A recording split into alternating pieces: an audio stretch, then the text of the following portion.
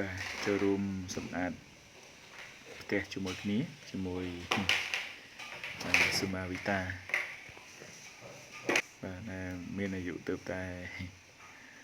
មួយខួប4 ខែប៉ុន្តែព្យាយាមបោសផ្ទះបាទ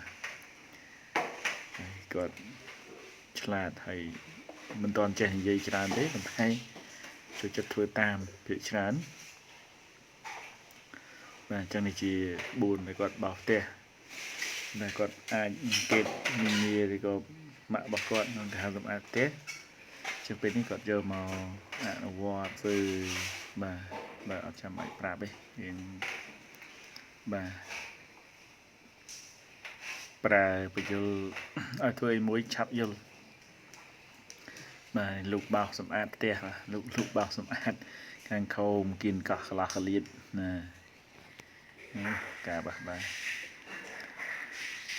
អរគុណច្រើនសម្រាប់ការទស្សនាបាទអរគុណ